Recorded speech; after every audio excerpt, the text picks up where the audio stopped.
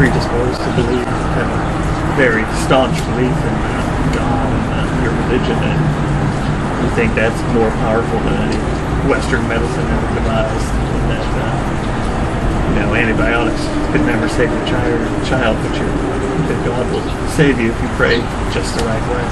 That's like that's like a complete misunderstanding of like medicine and physics and the human body. And you see the results, like people who let their children die and that doesn't faith healing, they end up going to prison. So there's consequences.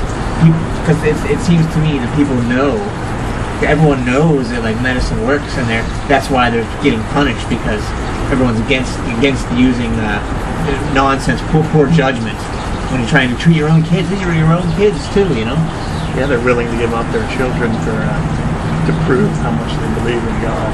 They're ready to lay their lives to their children or themselves on the line. And at the same time, you have to throw away their children's lives and throw away all the science and like understanding that we have, just to throw that all away for a belief in something that just has never been shown to work ever once.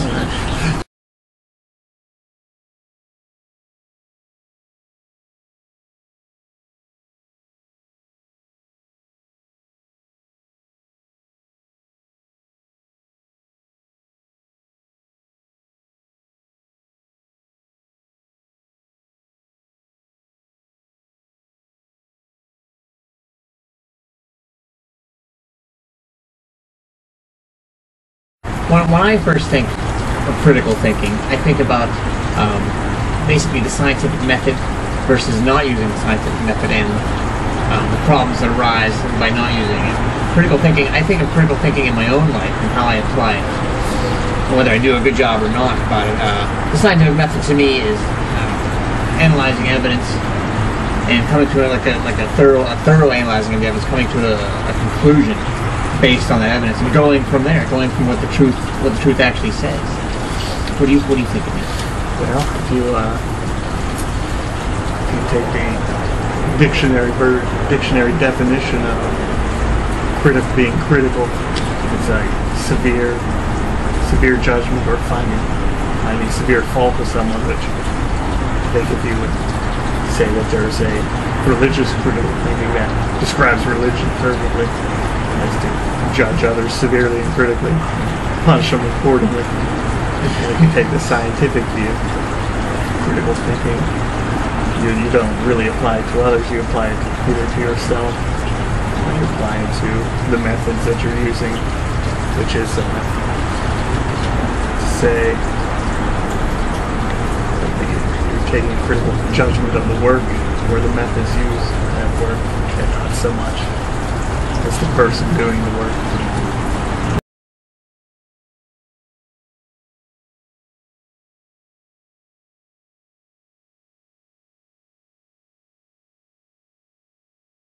In war and politics, I think it's ironic, very ironic, that in like a war situation, when people are actually trying to kill each other, that critical thinking plays a huge role then. Like, to kill the most people the fastest, the most economical way, and the survival aspect of like how to maintain not to get injured and all that. Sure, there's people that are like giving up and praying, but for the most part, I think the critical thinking in a war situation is very ironic. I think they're doing the wrong thing by killing each other. It's not thinking before the war. It's like, but during the actual conflict, like you'll see the tactics all scientifically based on getting the best results. I think that's very, very strange. Very efficient. Yes, exactly. That's what I mean. Yeah, and I think people will say, like wars, like in Iraq, whatever, basically started for oil or whatever, and land or resources, which is, a big part of it. You want that oil, you want the resources, you don't want to deal for it or debate for it. Right. And then I think religion is a huge enabler.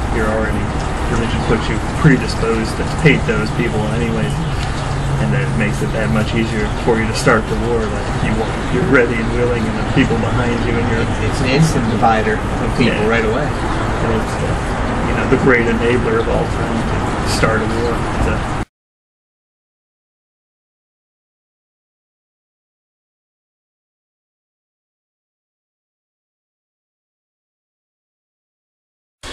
let's talk a little bit about just the education system in America, and centered around the creation and the evolution debate.